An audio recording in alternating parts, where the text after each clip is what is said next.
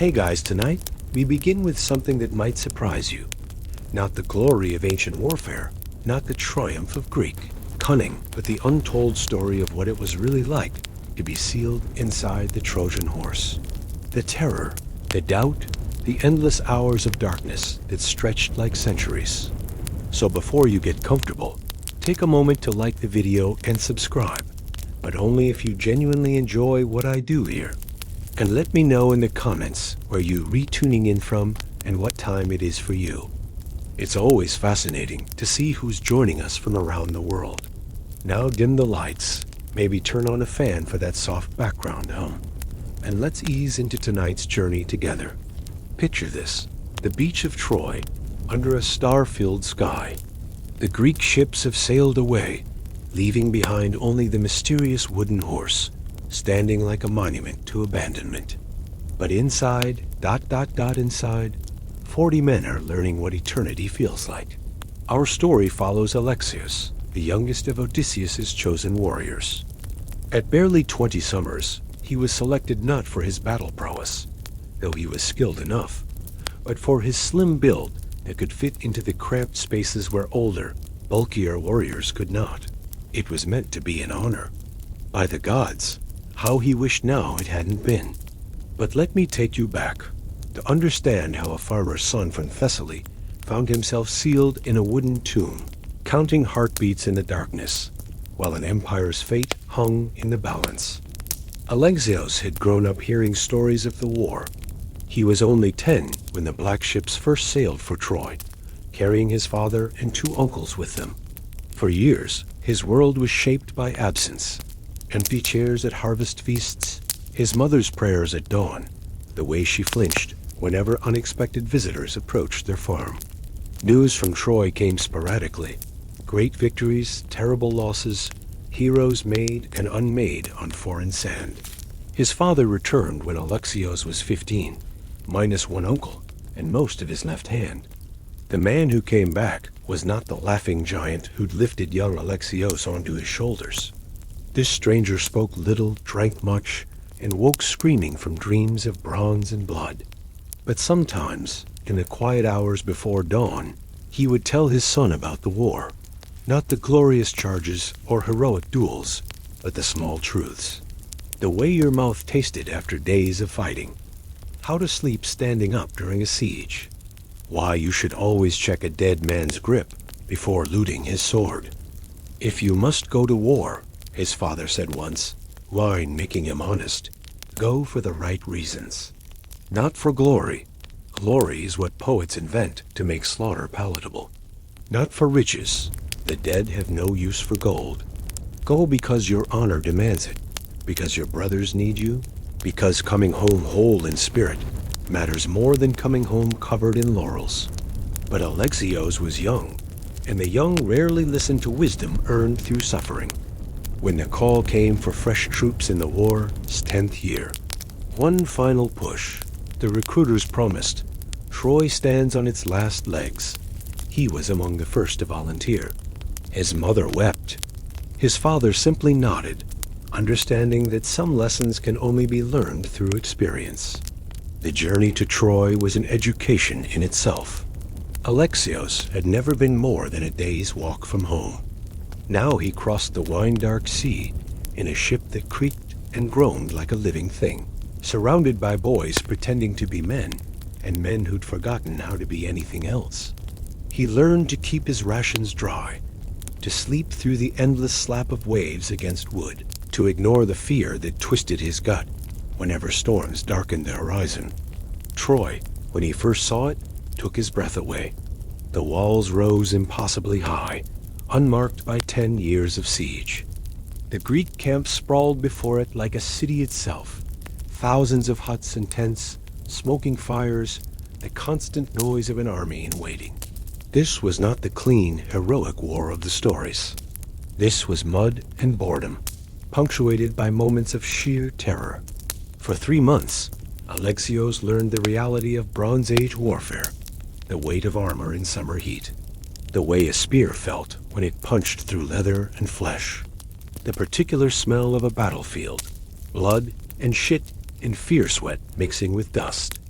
He survived his first real battle through luck more than skill, and spent the night after vomiting behind his tent, while veterans laughed not unkindly. We all did that after our first, Theron told him. The older warrior had taken Alexios under his wing, perhaps seeing something of his own younger self in the boy. The body rebels against what we ask of it, but it learns. We all learn, or we die. It was after a skirmish near the Sane gate that Alexios first came to Odysseus's attention. The Trojans had sallied out unexpectedly, catching a Greek foraging party in the open. Alexios's unit had responded, and in the chaos, he'd found himself separated from his companions, trapped between a burning supply wagon and 3 Trojan warriors. By all rights, he should have died there. But something, instinct, desperation, or the god's own intervention, had taken over.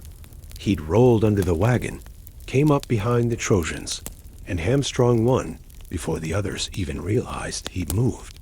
The second Trojan he caught with a lucky thrust to the armpit, where the armor gaped. The third had simply looked at this blood-covered boy, who'd just killed 2 veterans and fled. Odysseus had seen it all from the walls.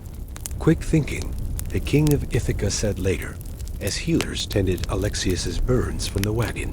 You didn't try to fight 3 men head-on, like some glory-drunk fool.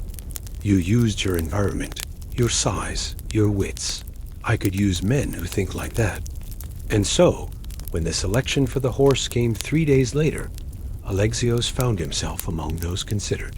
The morning had started like any other in the Greek camp, the smell of cooking fires mixing with leather and bronze, the sound of whetstones on blades, the endless murmur of 10,000 men who'd been too long from home. Alexios was mending his sandal, the leather worn thin from Trojan dust, when the summons came.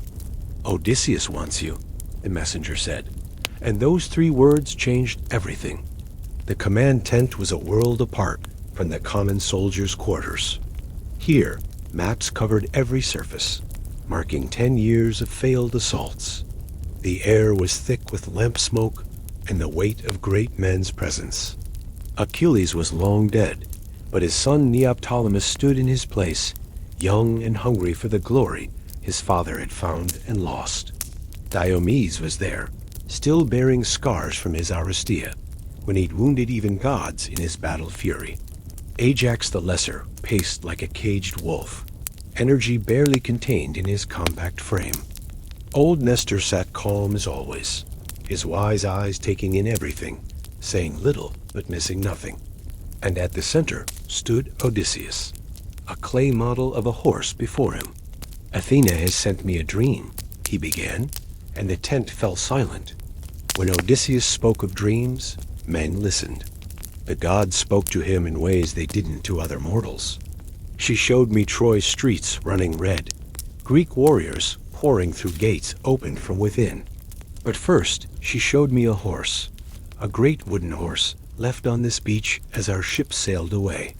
He explained the plan slowly, carefully, watching each man's face for doubt or dissent. The horse would be built of sacred wood, too holy to burn, too magnificent to refuse. An offering to Athena for safe voyage home.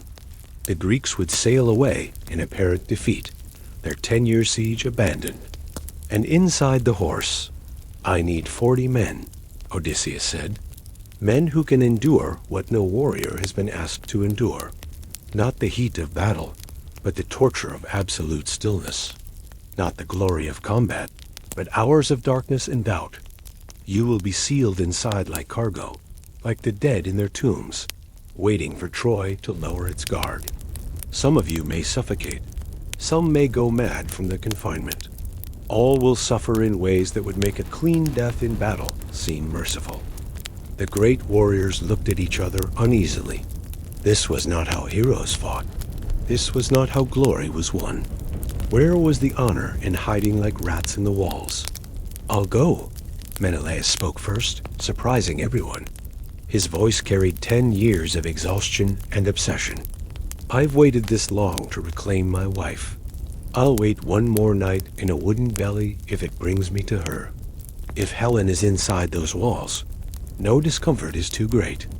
One by one, others volunteered. Some for duty, some for the novelty of it, some because they couldn't bear to seem cowardly in front of their peers. Diomed stepped forward with a grin smile. I've fought gods and lived. I can fight my own mind for one night. Ajax the Lesser laughed, sharp and bitter. Better to die cunningly than live in shame. I'm in. When Odysseus's eyes fell on Alexios, standing at the back with the younger warriors, the king of Ithaca smiled that knowing smile of his. The expression that meant he'd already seen how events would unfold. You're Nicias' son, aren't you? From Thessaly? Yes, lord. Alexios' mouth was dry. To be known by name to Odysseus was both honor and danger. Your father spoke of you in his letters. Said you were quick and clever, good with a blade, but better with your wits, and small enough to fit where others cannot. Odysseus walked over, circled him like a horse trader examining stock. I saw you in the skirmish yesterday. 3 Trojans, and you lived. Tell me, young Alexios, what frightens you more, death in battle or shame in retreat? It was a trap question. Alexios knew. Odysseus was famous for them. He thought of his father's words about honor and homecoming. Neither frightens me as much as a life without meaning, Lord. I'd rather die attempting something impossible than live knowing I never tried. The smile widened. Good answer. Athena favors those who know their own minds. You'll do. And so Alexios found himself among the chosen 40, the youngest by several years. The others looked at him with mixtures of pity and approval. Theron clapped him on the shoulder hard enough to bruise. Stay close to me, boy. I've survived worse than a night in a wooden horse. But his eyes said he wasn't entirely sure that was true. The 3 days of preparation passed in a strange dream. Alexios, the master craftsman chosen by Athena herself for this task, worked day and night with a team of the best builders in the army. The sound of hammers and saws filled the air constantly, drowning out even the usual camp noise. A horse took shape with impossible speed, as if the gods themselves guided every cut and joint. Alexios was assigned to help, learning the internal structure of what would be their prison. Alexios was a strange man, brilliant but touched by divine madness. He spoke to the wood as he worked, whispering apologies for what he was about to ask of it. See here, Alexios showed him one afternoon, running his hand along a seam in the wood. These panels are marked with notches. Feel them? In the dark, this is how you'll know the exit points. 3 panels on each side, 2 in the belly. But they only open from the inside, and only with the right pressure, here and here. Push wrong and they'll jam. Push right and they'll fall away silent as snow. The horse grew before their eyes like a living thing. First the frame, massive beams of sacred oak that took 20 men to raise. The wood had been cut from a grove sacred to Athena, and strange things happened around it. Tools that should have dulled stayed sharp. Joints that should have needed bronze pins held with just wood. Men working on it reported dreams of victory, of home, of loved ones they'd thought lost. Then came the body, curved planks fitted so perfectly that no light showed between them. Alexios used techniques none of them had seen before, steam-bending wood into impossible curves, creating a form that was both beautiful and terrible. The head came last, noble and proud, with eyes of polished bronze that caught the sun like fire. Some men swore those eyes tracked movement, but that had to be imagination, didn't it? Inside, Alexios had been clever beyond mortal understanding. Instead of a hollow cavity, he built platforms at different levels, maximizing the space. Handholds were carved into the beams in patterns that made sense in darkness. Leather straps hung where men could steady themselves. Small holes were drilled in decorative patterns. They looked ornamental from outside, but would provide precious air to those within. 40 men, Alexios muttered as he worked. 40 breaths, 40 heartbeats, the sacred number. Athena knew. She always knows. The internal space was still cramped. 40 men in armor would fill every corner, but it was survivable. Or so they hoped. Alexios had them practice entering and positioning themselves, learning their assigned spots by feel. In the dark, he warned, you'll have only touch and memory to guide you. Learn your space like you'd learn a lover's face. Every curve, every angle, every imperfection. The night before the mission, sleep was impossible. Alexios found himself walking the camp, trying to memorize it. After tomorrow, win or lose, nothing would be the same. He passed the hospital tents where wounded men moaned in drugged sleep. He walked by the forge where smiths still worked, repairing weapons that might never be used again. He stood at the edge of the beach where funeral pyres had burned for 10 years, leaving the sand black with old grief. Second thoughts? Alexios turned to find Nikos, another young warrior chosen for the horse. He was Odysseus' own cousin, barely 2 years older than Alexios, with the same clever eyes, but a gentler manner. Third and fourth thoughts, Alexios admitted. You? I keep thinking about the stories they'll tell. Will they remember us as heroes or fools? Does it matter? We'll either be dead or victorious. Either way, we won't have to hear the stories. Nikos laughed, but it was a nervous sound. My mother made me promise to come home. She doesn't care about Glory or Troy or Helen. She just wants her son back. She's already lost 2 brothers to this war. Then why volunteer? Because Odysseus asked. Because duty demanded. Because... He paused, searching for words.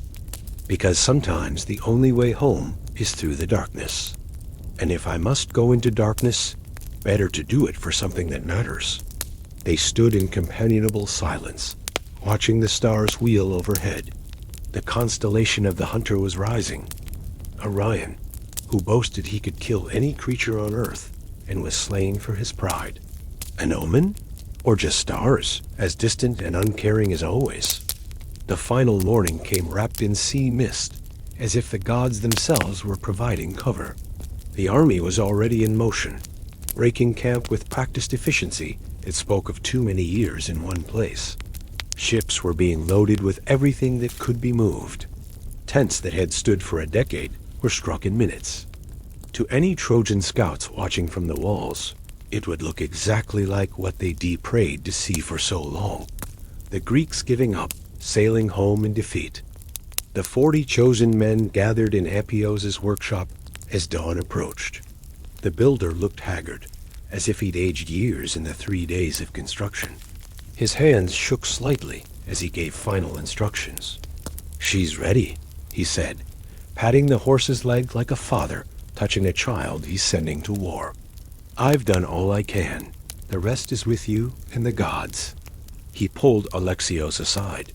Remember, the wood will speak to you in the dark. Creaks and groans are normal. But if you hear splitting, if you feel the joints loosening, get out. Get out fast. Even sacred wood has its limits. Odysseus addressed them as they prepared. He'd painted himself with ash and cut his hair short, mourning symbols, as if he truly believed the siege had failed. Every detail of the deception had been considered. Inside the horse, he said, you must become dead men. No movement unless absolutely necessary. No speaking above the faintest whisper. If someone must cough, muffle it in your cloak. If someone panics, subdue him. We will have one chance at this deception. One. He had them practice breathing exercises one final time, techniques he'd learned from Eastern mystics during his travels. Pain is a message, he said. You can choose not to receive it. Discomfort is temporary. Focus on your breath and let everything else fade. The body wants to live, wants to move, wants to flee. You must become masters of your own flesh. They prepared in silence. Armor was carefully wrapped with cloth strips to prevent any sound. Swords were piece-bonded in their sheaths. They'd need to be drawn quickly when the time came, but until then, no accidental clanking could betray them. Each man was given a water skin, Small, barely enough for a day, and a pouch of dried figs and salted meat. Chamber pots were out of the question. They would have to endure whatever their bodies demanded. Sinon stepped forward, the volunteer who would stay behind to sell the deception. He'd been practicing his story for days, working with Odysseus to perfect every detail. His appearance had been carefully crafted. Bloody but not mortally, bound but not helplessly. He would be the Greeks' sacrifice, abandoned by his comrades, ready to tell the Trojans exactly what they wanted to hear. "Remember," Odysseus told him, "you must believe your own lies. When you tell them the horse is an offering to Athena, you must feel the goddess's presence. When you warn them against destroying it, your fear must be real. You are not acting, you are becoming." Sinon nodded, and Alexios saw him change. His posture shifted, becoming that of a beaten, abandoned man. His eyes took on the hollow look of betrayal. Even knowing it was performance, the transformation was unsettling. "It's time," Epeios announced. "May Athena guide you all." One by one, they approached the horse. Up close in the pre-dawn darkness, it loomed even larger than before. The wood seemed to pulse with life, though that had to be a trick of the flickering torches. The hidden panel in the belly was barely visible, even when you knew where to look. Another of Epeios' masterworks. Diomedes went first, pulling himself up and through with the economical movements of a born warrior. Ajax followed, then Menelaus, then the others in order of seniority. Each man who entered was swallowed by darkness, becoming part of the horse's secret. When Alexios' turn came, he touched the wood and felt a shock run through him. Not painful, but electric, alive. The opening yawned before him like a mouth. He gripped the edges, said a quick prayer to any god who might be listening, and hauled himself up. The smell hit him first. Fresh pine resin mixed with sacred oils, the metallic tang of weapons, leather and sweat from the men already positioned. But underneath it all was something else, something that made his skin prickle. The smell of fate itself, perhaps. The scent of endings and beginnings mixed into one. Inside was darker than any night he'd ever known. The tiny amount of light from the opening below only made the darkness deeper by comparison. Hands guided him. "This way. Watch the beam, mind your head," pushing him toward his assigned position. He crawled and twisted through the maze of supports, guided more by touch and whisper than sight. His spot was on the second level, near the horse's neck. A small platform that required him to sit with his knees drawn up, his back pressed against the curved outer wall. To his left, separated by a thick beam, Theron was settling into place, with the practice of a man who de-learned to be comfortable in discomfort. To his right, young Nikos was trying to arrange his sword so it didn't dig into his ribs. "Cozy," Theron muttered. "Like being buried alive, but with worse company." "The company's not so bad," Nikos whispered back. "At least we'll have stories to share in Hades." "Cheerful thought," Alexios managed. His heart was pounding so hard, he was sure the others could hear it. The space was smaller than he'd imagined, the darkness more complete. More men climbed in, each finding their place with muffled curses and the scrape of bronze on wood. Someone's shield clanged against a beam, the sound impossibly loud in the enclosed space. Everyone froze, but no alarm came from outside. They were still safe. "Sound off," Odysseus commanded from somewhere below, his voice already taking on the controlled tone they'd need to maintain. Each man whispered his name and position in turn. Alexios listened to the roll call of heroes, men whose names would echo through history, all crammed into this wooden womb like unborn gods. 40 accounted for, someone confirmed. "We're ready." "Then may the gods help us all," Odysseus said. "Seal us in."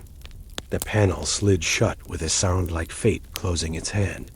The darkness was absolute, not the darkness of night, where stars and moon provide some relief, not even the darkness of a sealed room, where your eyes eventually adjust to trace amounts of light. This was the darkness of the tomb, of the womb, of the void before creation. Alexios blinked hard, his eyes straining for any hint of light, but there was nothing. Just black so complete it had weight, presence, texture. Panic clawed at his throat immediately. His breathing went shallow, rapid. The walls were too close. There wasn't enough air. They were all going to suffocate, die like rats in a trap. His hand fumbled for the wall, needing to push, to escape, to breathe. Odysseus's voice cut through the rising panic like a blade. All of you, breathe with me. This is why we practiced. In through the nose, hold, out through the mouth. Together now. They breathed as one, 40 men becoming a single organism. In 2.3.4, hold 3.4. The rhythm was hypnotic, calming. Alexios felt his heartbeat slow, his panic recede to manageable levels. They could do this. They had to do this. The horse began to move. The sensation was disorienting in the darkness. Without visual reference, every motion felt amplified. They were being dragged on log rollers across the sand, and every bump and dip sent men sliding into each other. Alexios felt Nikos press against him, heard Theron grunt as someone's elbow found his ribs. Like being in Poseidon's own chariot, someone whispered from below. If Poseidon was drunk, and his chariot was made of splinters. A few men chuckled softly. Gallows humor, but it helped. They were all afraid, all uncomfortable, all wondering what madness had brought them to this point. Shared suffering was somehow easier to bear. The journey to the designated spot on the beach took what felt like hours, but was probably less than one. When the movement finally stopped, they could hear muffled voices outside, their own comrades, playing out the final act of the deception. That's it then, someone shouted, loud enough to carry to any Trojan watchers. 10 years wasted. Zeus himself has turned against us. More voices joined in, arguments, recriminations, the sound of defeat made vocal. Then came the splash of oars, the creak of ships pushing off. The sounds grew fainter, fainter, then faded entirely. They were alone. Now it truly begins, Odysseus said softly. Remember, we are dead men. We do not exist. We are wood and nothing more until the time comes to be reborn. The first hour was almost bearable. They were still fresh, still riding the energy of embarking on their mission. The breathing exercises continued, giving them something to focus on besides the darkness and cramped conditions. Alexios found himself counting breaths obsessively. If each full cycle took 12 seconds, then 5 cycles per minute, 300 per hour. Mathematics became a lifeline, something logical and predictable in a situation it was neither. He tried to map his surroundings by touch. The wall behind him was smooth, still sticky with resin in places. The platform beneath him was rough-hewn, probably hastily added to accommodate more men. To his left, he could feel the warmth of Theron's body through the beam that separated them. To his right, Nikos's breathing was quick but controlled. By the second hour, discomfort had transformed into actual pain. His left leg was going numb where it pressed against the platform's edge. His neck ached from holding his head at an awkward angle to avoid a low beam. His sword hilt dug into his hip, no matter how he shifted. When he tried to adjust position, he bumped into Nikos, causing a chain reaction of movement. "Sorry," he whispered. "Save your sorries," Theron advised quietly. "We'll all be bumping each other before this is over. Pain is just weakness leaving the body." "Whose wisdom is that?" "My first drill instructor. Bastard used to make us hold stress positions for hours. You'll thank me when you're hiding from enemies." He'd say, "I thought he was mad." Turns out he was preparing us for this exact moment. I'd thanked him now if the Trojans hadn't put a spear through his throat 5 years ago. In the third hour, Thirst became a torment. The air inside the horse was stifling, thick with the breath and sweat of 40 men. Alexios' throat felt like sand. He allowed himself the tiniest sip from his water skin, just enough to wet his lips. The urge to drain it all was overwhelming, but he resisted. They had no idea how long they'd be trapped. It could be hours more before the Trojans even found them. A new torture emerged, the itch. It started between his shoulder blades, exactly where he couldn't reach. The more he tried to ignore it, the worse it became. He pressed back against the wall, trying to find relief, but the angle was wrong. Such a small thing, an itch, but in the darkness and immobility, it grew to monstrous proportions. "Stop squirming," Theron hissed. "I can't reach. There's an itch ... Boy, I've got itches in places I forgot I had. My left foot's been asleep for an hour. My right ass cheek is cramping. And I'm pretty sure there's a splinter the size of a dagger working its way through my back." "You don't hear me whining." "You're whining right now," Nikos pointed out. "That's different. I'm providing commentary, educational purposes." Despite everything, Alexios found himself suppressing a laugh. Leave it to soldiers to find humor in the depths of hell. It was a survival mechanism as old as war itself. If you could laugh at your suffering, you could endure it.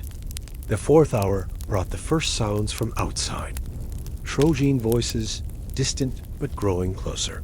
Dawn must be breaking. The voices were excited, alarmed. Through the wooden walls, Alexios could make out fragments. Greeks ... gone ... look at this. Horse ... offering. Then more voices joined, an argument erupting. The words became clearer as more Trojans gathered around their prison. "It's a trick!" Someone shouted. "The Greeks don't retreat, not after 10 years." "Look around you," another voice countered. "Their camp is abandoned. Ships gone. This is all they left. Then we should burn it. Push it into the sea." Inside the horse, 40 hands found weapon hilts. If the Trojans decided to destroy the horse. But Sinon was out there, ready to play his part. "Wait," a new voice, panicked and beaten. "Sinon, please, masters, wait. I can tell you everything." The story spilled out. How the Greeks had given up in despair. How they built this offering to Athena to ensure safe passage home. How they'd chosen Sinon as a sacrifice, but he'd escaped. He told them how the Greeks had made the horse so large, specifically so the Trojans could bring it into their city, because if Troy possessed Athena's horse, the city would become invincible. It was a masterwork of deception, playing on Trojan pride and religious fear simultaneously. Inside, Alexios marveled at the performance even as sweat ran down his back. Everything depended on the Trojans believing these lies. A new voice cut through the debate. Female, high and desperate. Cassandra, the cursed prophetess. She was screaming warnings, begging them to burn the horse, prophesying doom and death. Alexios's blood ran cold, if they listened to her. But Cassandra's curse held true, the gift of prophecy paired with the curse of never being believed. Other voices drowned her out, dismissed her as they always did. "Mad Cassandra," someone laughed, "still seeing doom in every shadow." "The horse comes into the city," a commanding voice declared. King Priam himself, Alexios realized. It will stand in the temple square, a monument to Trojan endurance. Let the Greeks sail home knowing they left us a tribute to our victory. Cheers erupted. The decision was made. Inside the horse, men released breaths they didn't know they'd been holding. The horse began to move again. This journey was far worse than the first. They were being dragged over rough ground, up the slope toward the city. The angle was steep, and men slid hard into each other. At one point, the entire structure tilted so dramatically that Alexios was certain they would topple. He heard someone's head crack against a beam, with a sound like a melon dropping, but no cry escaped. Discipline held even through injury. The sounds of Troy enveloped them. Hundreds of voices at first, then thousands. Music played, lyres and drums celebrating the end of siege. Women sang songs of victory. Children laughed and shouted, their voices high and innocent. The irony was bitter as gall. Troy's happiest day would be its last. Through the wooden walls came the smells of the city, cooking meat, incense from the temples, the distinctive scent of a lived-in place, so different from the military camp they'd known for years. Alexios' stomach cramped with hunger at the smell of bread baking. When had he last eaten real bread? Not the hard campaign biscuits that broke teeth and tasted of dust. The movement stopped. They had to be in a main square. The echoes of voices suggested a large open space. Prayers were being offered, dedications to Athena, ironically asking her to bless this gift. If only they knew Athena's true gift waited inside, armed and ready. Now came the cruelest test, waiting through an entire day while Troy celebrated around them. The victory party grew louder as wine flowed freely. Speeches were made praising Trojan courage, mocking Greek cowardice. Someone composed an impromptu song about how even mighty Achilles couldn't breach their walls, and the crowd roared approval. Inside the horse, time became elastic. Without light, without any reference point, minutes felt like hours. The breathing exercises continued, but even they couldn't fully combat the growing discomfort. Alexios' world had shrunk to pure sensation, the numbness in his leg that had progressed from pins and needles to active agony, the rawness of his throat despite careful water conservation, the maddening pressure in his bladder that built with each passing moment. That last was becoming critical. He'd been careful with his water, but nature didn't care about strategy. He clenched every muscle, willing his body to obey, but biology had its own imperative. Around him, he could sense others fighting the same battle. Heroes of Greece reduced to this most basic struggle. I can't. Someone whispered desperately from below. I need to ... You can and you will, came Diomedes' iron response. Piss yourself if you must, but do it silently. We've come too far to fail now. The shame of it burned worse than any wound. But what choice was there? Alexios heard the faint sound of liquid, smelled the sharp tang of urine. No one commented. They were beyond such concerns. He held out as long as he could, then finally surrendered to necessity. The hot shame of it made him want to weep, but even tears were a luxury they couldn't afford. In the darkness, men began to hallucinate. Alexios saw colors that couldn't exist, swirling purples and greens dancing in the void. At one point, he was absolutely certain he was back home in Thessaly, sitting under the old olive tree in his father's courtyard. He could feel the breeze on his face, smell the earth after rain, hear his mother calling him for the evening meal. The vision was so real he actually tried to stand up, cracking his head against a beam. Stay with us, boy, Theron whispered. The mind plays tricks in the dark. Trust your body, not your eyes. Feel the wood, smell the sweat and fear. Taste the dust in your throat. That's real. Everything else is shadows. But the shadows were persistent. Alexios saw his dead uncle standing before him, battle wounds still fresh, asking why he'd come to Troy. He saw Helen herself, beautiful beyond description, laughing at the fools who died for her. He saw his own death a dozen different ways, burning in the horse, speared by Trojan warriors, drowning in the harbor as he tried to escape. Think of home, Nikos whispered beside him. Real memories, not fantasies. Ground yourself. So Alexios thought of mundane things. The way morning mist rose from the valleys, the taste of his mother's barley soup, the calluses on his father's remaining fingers, the particular sound their rooster made, not quite a proper crow, but distinctive enough that he'd know it anywhere. These simple truths became anchors in the sea of sensory deprivation. Prayers began to whisper through the darkness. Men called on every god and goddess, promising temples and sacrifices if they survived. Alexios heard Menelaus praying not for victory, but for Helen, just to see her again, to know if 10 years of war had been worth it. The pain in his voice was worse than any physical discomfort. "Why did we come here?" Nikos asked, so softly Alexios almost missed it. All these years, all this death. For what? A woman? Pride? For whom? Alexios answered, though he wasn't sure he believed it anymore. "We came here so we could go home as men, not boys. So we could say we stood with the greatest warriors of our age. And now we hide like cowards in a wooden valley. No, now we endure like heroes. Any fool can charge into battle screaming. It takes true courage to sit in darkness and wait, to master your own body and mind when every instinct screams to flee. Is that courage or madness? Is there a difference?" That drew a weak laugh from Nikos. My philosophy teacher would have loved that question. He used to say the line between hero and madman was drawn by whoever survived to tell the story. Then we'd better survive. The sounds outside were changing. The celebration was winding down as wine took its toll. Footsteps became stumbling. Songs became slurred. Good. Drunk men slept deeply and woke slowly.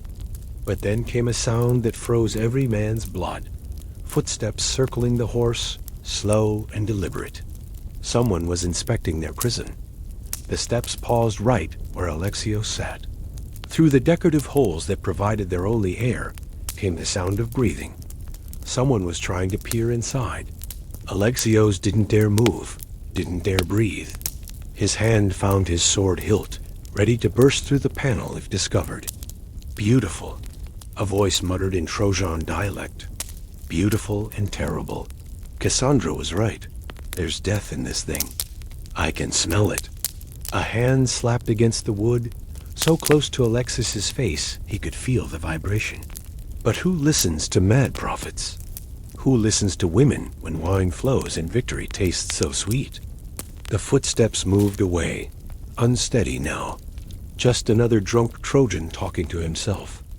But how close had they come to discovery? How many other suspicious eyes had examined their prison throughout the day?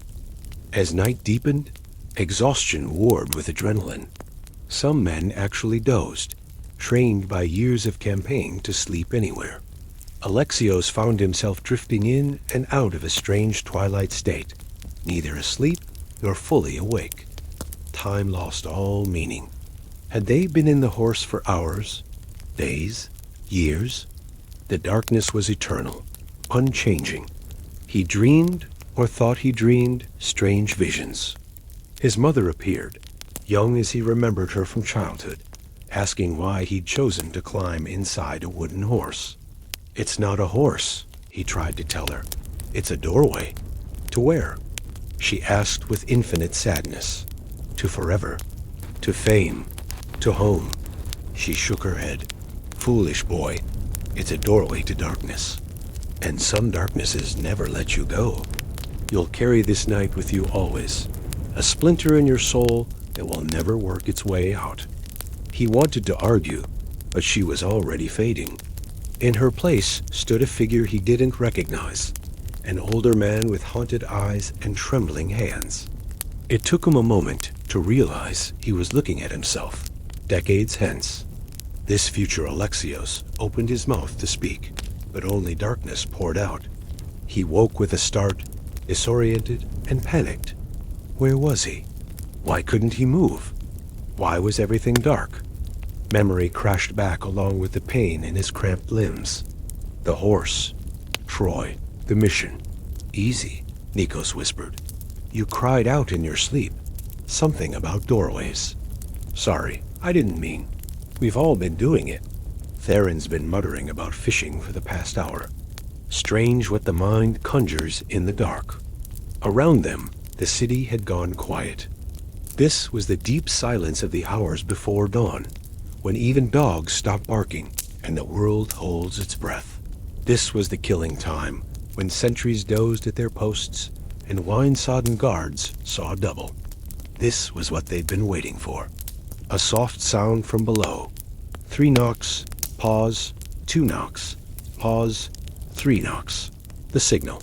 Remember, Odysseus's voice, steady as bronze despite hours of torment. Silent as death until we're all out. Then we bring death to Troy. The marked panels were pushed out carefully from inside. The sudden influx of air, cool, fresh, free, was intoxicating.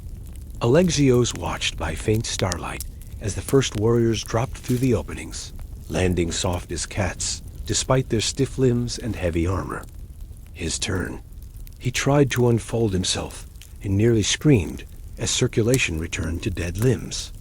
Every joint felt rusted shut, every muscle torn. But he forced himself to move, crawling toward the opening with teeth gritted against the agony. The drop was farther than he'd expected. His numb legs buckled on impact, sending him rolling. But he came up with sword already drawn, training overcoming pain. Around him, shadows were emerging from shadows, his comrades becoming warriors again after their transformation into human cargo. Troy slept around them, unaware that its doom had already arrived. The wooden horse stood in a vast courtyard, surrounded by the offerings and remnants of the day's celebration. Wine jars lay overturned, flower garlands wilted in the night air. Somewhere, a dog began to bark, then went silent, Theron's thrown dagger finding its mark. They spread out with practiced efficiency. Odysseus led one group toward the main gates, Diomedes another toward the palace. Alexios found himself with Theron and Nikos, moving toward the eastern gate. Every step was agony on legs that had forgotten how to walk, but they pressed on. The gate guards were sleeping, as predicted.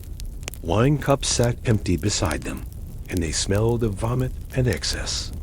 Theron slit their throats with clinical efficiency. Poor bastards, he muttered, celebrated themselves to death. The gates themselves were massive, barred from within with beams that would have resisted any assault from outside. But from inside, with 3 men lifting together, the bars came away with barely a whisper of sound. The gates swung open, and Alexios lit the signal torch with hands that barely shook. Out in the darkness, on the beaches and behind Tenedos, the Greek fleet would see that flame, and know Troy was open. The impossible had been achieved. The horse had worked. What happened next is written in every history, sung by every poet. The Greeks poured into Troy like wolves into a sheep pen. The sleeping city woke to screams and flame. 10 years of frustration and rage were unleashed in a single night of horror. Alexios fought through it all, his sword drinking deep, but part of him remained detached, still counting breaths in the darkness. He saved Nikos' life once, pulling him back from a Trojan spear thrust. He saw Priam cut down at his own altar, royal blood mixing with sacrificial wine. He watched Cassandra dragged from Athena's temple, her prophecies finally proven true far too late. He found himself in the palace at one point, separated from his unit in the chaos. The corridors were a maze of smoke and screaming. He turned a corner and came face to face with a Trojan boy, no older than 12, holding a kitchen knife with shaking hands. For a moment, they stared at each other, killer and child, invader and defender. Alexios lowered his sword. "Run," he said in broken Trojan. "Find somewhere to hide. Stay there until the screaming stops." The boy fled. Alexios never knew if he survived the night. By dawn, it was over. Troy, the city that had defied Greece for 10 years, had fallen in a single night. The walls that had never been breached stood intact but useless, the gates hanging open like broken jaws. Smoke rose from 100 fires, and the streets ran red with blood and wine mixed together. Alexios found himself back at the horse as the sun rose. It stood untouched amid the carnage, pristine and proud. The other survivors of the 40 were gathering there too, drawn by some unspoken need. They were all different now, not just bloodied and exhausted, but changed in some fundamental way. "We did it," Nikos said, wonder in his voice. "We actually did it, did we?" Menelaus stood apart, staring at the palace where Helen waited. 10 years of war, thousands dead, a city destroyed. For what? So I can reclaim a woman who may not even want to come home. For glory, Diomedes said, but even he sounded uncertain. For duty, Ajax countered. For an ending, Odysseus said quietly. Sometimes that's all we can hope for. An ending to one story, so another can begin. On impulse, Alexios climbed back into the horse, returning to his cramped position near the neck. The darkness welcomed him like an old friend. He sat there, breathing in the familiar smell of wood and fear, trying to make sense of what they'd done. "What are you doing?" Nikos found him there, confused and concerned. "Remembering," Alexios said. "Making sure I never forget." "Forget what?" "We won. We're heroes now." "Are we?" "We hid in darkness while brave men slept. We brought death to celebrations, slaughter to sanctuary. We won through trickery, not strength. We won through endurance," Aaron said, pulling himself up to join them. Others followed until most of the 40 were back inside, sitting in their assigned positions voluntarily this time. "We conquered ourselves before we conquered Troy. Any man can swing a sword. We learned to master our own bodies, our own minds. That's the real victory."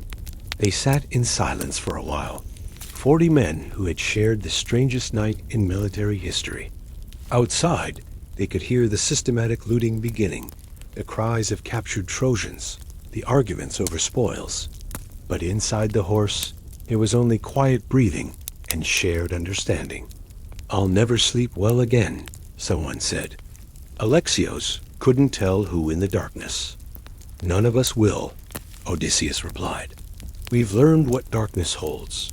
We've been changed by it. But we've also learned we can endure anything.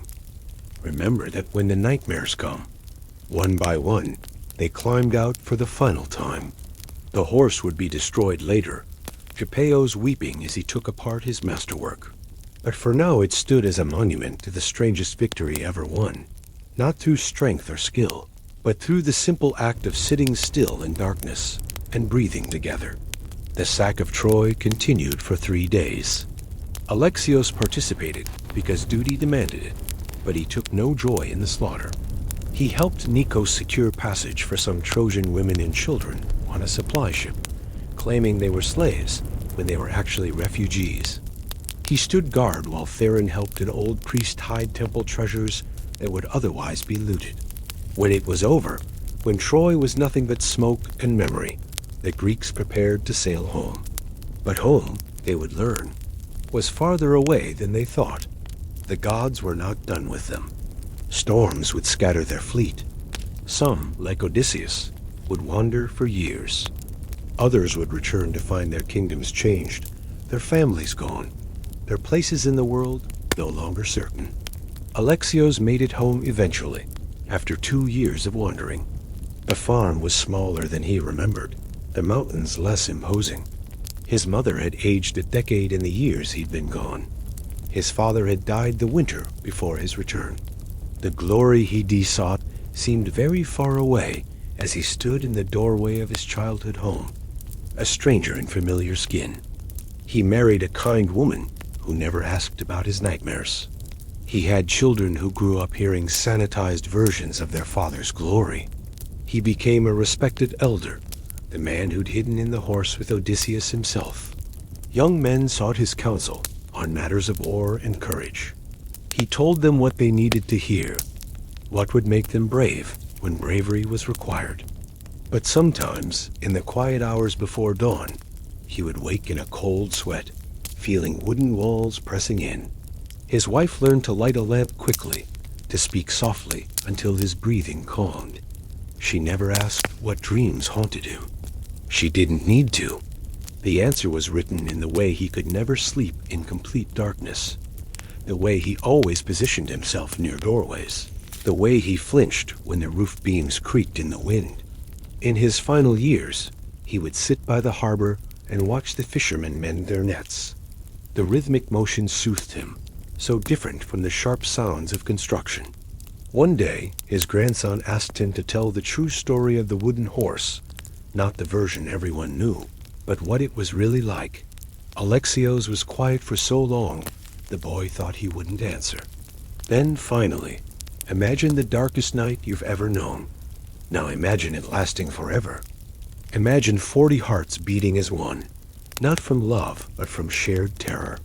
Imagine learning that you can endure anything, absolutely anything, if you just keep breathing. That doesn't sound heroic, grandfather. No, Alexios agreed. It doesn't. But it's the truth. Heroes aren't men without fear. Heroes are men who feel terror in every bone and hold their position anyway. We weren't brave in that horse, boy. We were simply too terrified to be cowards. I don't understand. Pray you never do. Pray your wars are clean and your victories simple.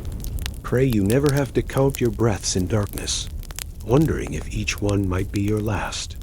The boy left confused, preferring the simple story of Greek cleverness and Trojan foolishness. Alexios didn't blame him. He'd been young once too, thinking war was about glory and honor. Troy had taught him otherwise. The horse had taught him otherwise. He died in his sleep one winter night, decades after Troy burned. His family said he went peacefully, but those who prepared his body noticed his fists were clenched, his jaw tight, as if he were holding himself in position against some great pressure. As if, even in death, he were still counting breaths in the belly of the beast. They buried him with honors, the last of the 40 to die. Poets came to sing of his valor, of the night Troy fell to Greek cunning. They sang of everything but the truth, that 40 men had voluntarily entered a hell of their own making and emerged broken in ways that never quite healed. But now you know. As sleep approaches, as your breathing naturally slows and deepens, remember them. Remember that history is written by survivors, but survival itself is written on the body and soul in languages only the dark can read.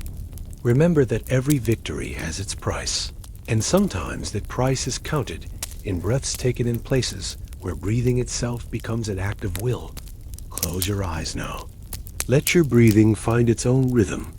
No wooden walls to compress your lungs. No need to synchronize with 39 other terrified hearts. You're safe, you're free, and the only journey ahead is into peaceful dreams. If you enjoyed tonight's story, please consider subscribing for more tales from history's hidden corners. Every week on Sleepless History Time, we explore another moment when ordinary people faced extraordinary circumstances, when fear and courage danced together in the darkness. Next time, we'll walk the empty streets of Edo with Japan's night watchmen, learning why the loneliest job in the city was also the most essential. We'll hear the rhythm of their wooden clappers echoing through sleeping neighborhoods, discover why they counted their steps in sacred patterns, and understand how solitude can become its own form of protection. But for now, let ancient Troy fade away. Let the wooden horse gallop back into myth where it belongs. Let the 40 warriors finally, truly rest. You're here, you're now, and you're ready for the kind of sleep that eluded them through their eternal night. Thank you for joining me on this journey into the darkness. May your sleep be deep, your dreams be kind, and may you wake tomorrow grateful for the simple freedom of movement, the gift of light, the ability to breathe without counting. Sweet dreams from Sleepless History Time. Until next week, this is your companion in the dark hours, wishing you the peaceful rest that heroes earned through horror, that we receive as grace. Sleep well, breathe easy, and let go.